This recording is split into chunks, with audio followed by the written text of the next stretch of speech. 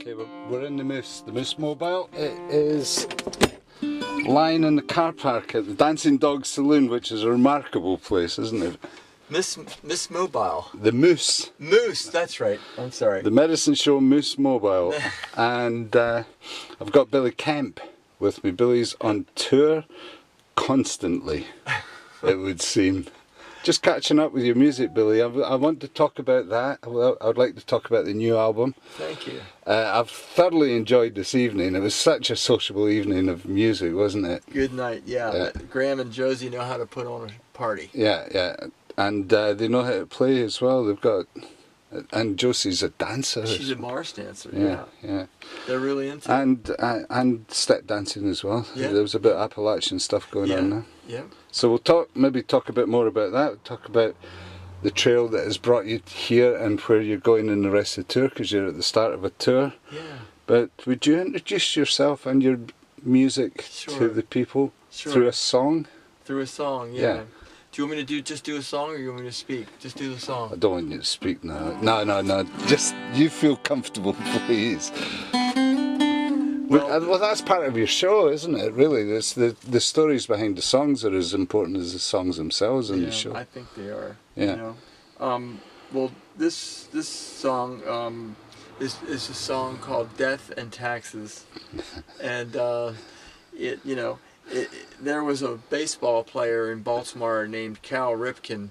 Yeah. And he had a long streak of not missing a game. You know, and people. There was a phrase in Baltimore, I think it went like death, taxes, and Cal Ripken. Right. You know, things that you can count on. That you can count on. And it was happening a lot in the city, and I just thought, okay, let's write something with death and taxes in it. And this is it's about sure things. Right? Right.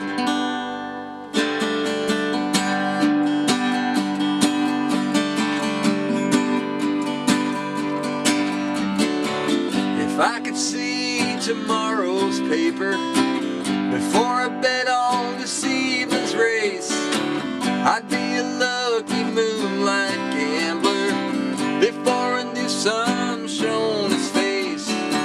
I've heard him say that death and taxes are all that life can guarantee. That may be true for some, but the fact is that isn't true for you and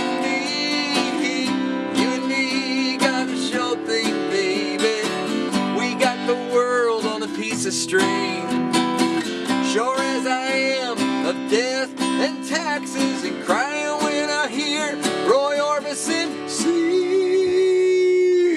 That's how sure I am of our sure thing. You gotta be a real go-getter. You gotta struggle to succeed. That's what they say, but I know better. Easy loving is all I need. If I could be a fortune teller, and if I made a fortune too, I'd still be faced with death and taxes. I'd sooner concentrate on you. You and me got a sure thing, baby. We got the world on a piece of string. Sure as I am of death and taxes, and crying when I hear Roy Orbison sing. That's how sure I am of our sure thing. Yeah, that's how sure I am. That's how sure I am. That's how sure I am of our sure thing.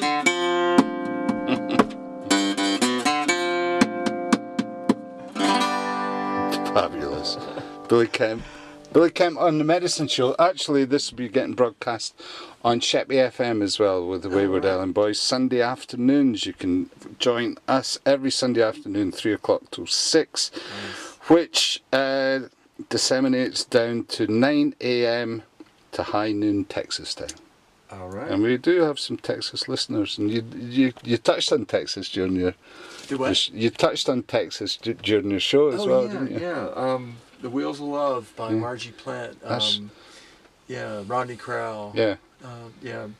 Yeah. That was Margie. I saw Margie in Baltimore actually on this tour in July. Nice. Yeah, I hadn't seen her in years, and she's a fantastic songwriter. Yeah. But yeah, we Margie and I did some work together, and in the Wheels of Love song, she mentions Texas in that. That was part. Would that have been part of your move to Nashville as a songwriter? Was that a big part of your journey? It definitely was. I moved there in 1982 to learn more about songwriting. Yeah. I mean, when I first picked up a record by Chris Christopherson and heard what Chris was writing, I was just like blown away, and I said, I hope that I can try to write something like that one day. You know, Yeah. he's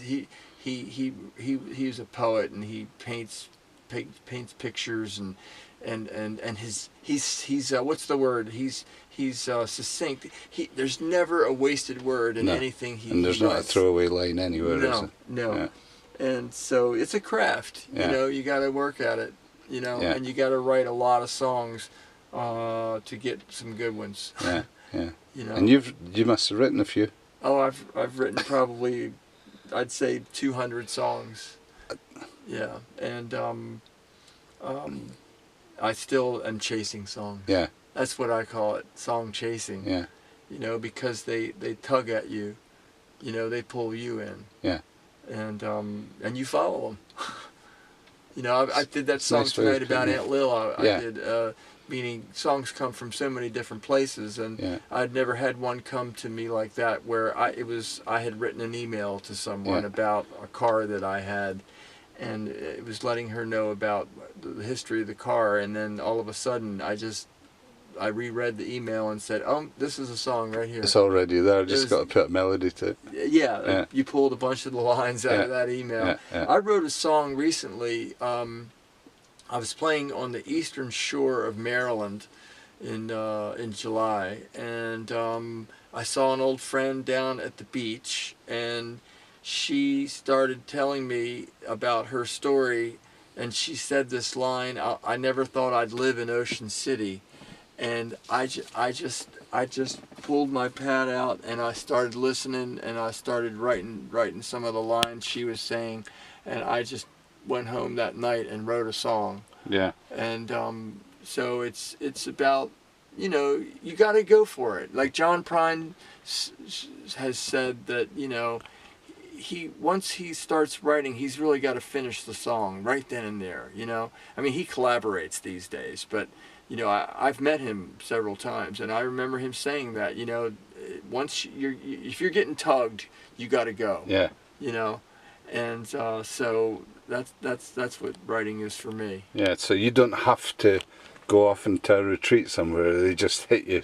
Yeah. Wherever they are. That's right. Yeah. I mean, and you know, I mean, it's about awareness. Yeah. And listening. Yeah. You know, Harlan Howard used to go to a place in Nashville, and he would just sit on the corner of the bar and listen to people talking and write lines down. Yeah, I've heard Tom Waits say that as well. I'm sure. Yeah. I mean, that's the beauty of songs is I like it when songs are a bit conversational, or you know, and I hear lines all the time, and I write them down sometimes, and sometimes they develop into something, and sometimes they just sit in the book for a while, you know. Yeah. But, So tell us about the album. Yeah, the album. How many songs for a start? There are 11 songs on this record. And how long have they all been in gestation? Well, it's funny because one of the songs, the song that closes the record, Chesapeake Narrows, was written in 1983. Right. And then I wrote, let's see, what's the late, probably that Aunt Lillian and the Blue Car song was written in like February. Yeah. So, and then I started recording the record in March. Right. So Is that your first record since 1983? No, but it's my first solo record since 1994. Okay. Yeah. Explain. Yeah. Well, I had bands in Baltimore. I was in bands, and I had a few bands that I fronted, and then I went to Nashville. Yeah. And I toured, from 1982 to 88. As an instrumentalist. Yes. But at the same time I was writing all the time. Yeah, of course. And then my mom got a bit ill, and I went back to Maryland, and then I stayed there until 2005, and I became a producer, and I played in other bands, and I actually did I was a music facilitator in the Baltimore City Detention Center for 5 years. Oh wow. Yeah, and so I was doing things and helping other people a lot, producing. Yeah. And I produced for 15 years, and then in 2005, I met an artist named Jeni Hankins, who I toured with for 11 years. We did Appalachian folk songs, and we did 7 records. Right. So that's Billy and Jeni. Yeah, Jeni and Billy. Yeah. Yeah. And then now Jeni is living here in England. So that's how you got to know as much as you do about the English folk scene. Yeah. That's why everybody knows exactly who you are, and yeah. We did 7 tours over here. So that's led you in through the bluegrass side of things. Yeah. Well, which is always open to a good song. There's I mean, yeah, they're great tunes, but they're always open to carrying a good song. Good story. Yeah, stories. Well, where I grew up in Baltimore, it was on the west side of the city, and just a few miles west of the city, there's a place called Ellicott City. Yeah. And it was a mill town, and a lot of the people that lived there when I was in high school had come to Baltimore for work from Appalachia. From the Appalachians, and they were all mill boys, weren't they? Yeah. Back in the day. Yeah, and so I Whiskey heard runners as well. The what runners? The whiskey runners. Oh, yeah, as well. right. Yeah. And I learned the music, Yeah. From listening to them and listening to their songs, and I would play with my them friends' and parents, family, because they came to Baltimore for work. But, and then I was producing. I had a studio, and I met Jeni, and I thought she's writing good songs, and let's contribute to this, and we did 7 records together. Yeah. And now Jeni lives here, and I'm still in Nashville, and I am so excited about this new record because I hadn't put one out for myself since the mid-90s. Nice. So it's been a long time. Nice. And I love telling stories and bringing songs to people. So was this a session that you did with one producer all the way through? On the record? Yeah. Yeah, well, I had an engineer, and... you did it in your own studio? Yes, I have a studio at my house in Nashville, and we cut all of it except for the opening track, which I have a fiddler out in California named Craig Eastman who plays sometimes with me, and he contributed to that song. And but the rest of it I just cut in Nashville. Yeah. Cool. And it's a record about... there's a few heart songs, but most of the songs are reflective about Baltimore and where I grew up. Okay. Yeah. Yeah. Well, I enjoyed the show, Billy. Oh. It was, and listening to your music, you do get a flavour of Baltimore. You do get a flavour of where you're from. Oh. You certainly do get a flavour of how much you love the place. Yeah. Yeah. Home's only one place in the world, isn't it? That's right. Yeah. And I love to go back there. I love the people. Yeah. And I just hope the baseball team picks up for you. They didn't do well this year, that's for sure. I know. But there's always next year. There's always next year, yeah. And the same with the music business as well. Thank you very much. Have you got a song off the album for us? Oh, yeah, let's see. I want to do...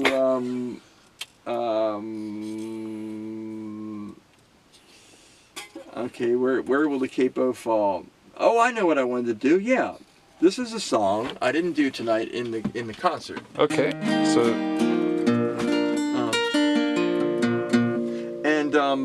So I have a friend named Alfred Hickling who lives in York, up in Yorkshire, and he came to Nashville in late March of this year, and I worked with him for a couple of weeks. He was doing some recording, and we were writing some stuff, and he was drinking a lot of coffee, and I was drinking a lot of tea. Yeah. And but in late March in Nashville, it's when the dogwoods bloom. They only bloom for 2 weeks. And I have a couple of dogwoods in the front yard of my house, and at the same time it was spring and the weather was really unstable, and there were a lot of tornado warnings happening while he was there. And every night we'd work during the day, and then after dinner we would listen to the radio every night, and the Grand Ole Opry radio station, WSM, was on, and Eddie Stubbs, who's an announcer at the Opry, would be giving warnings to people.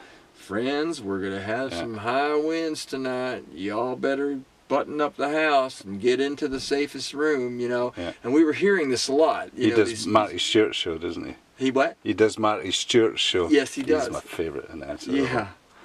And so anyway, Alfred and I wrote this song, and it's called Down Where the Dogwoods Bloom. They're roses, aren't they? Dogwoods. They're what? Roses. The dogwoods. Yeah. Yeah.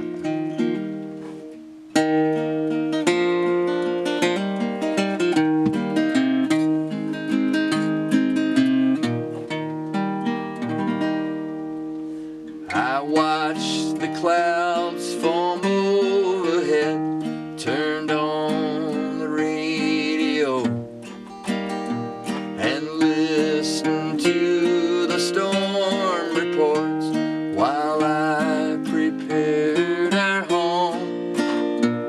I closed the windows and pulled the blinds, went to the safest room, and wondered when the storm would break, and will the dogwoods bloom. You always knew we'd find a house that had 2 dogwood trees, and every spring we'd catch the bloom that only lasted 2 weeks. But like the flowers that fade so fast, you were called too soon. We hoped that there would still be time to see the dogwoods bloom.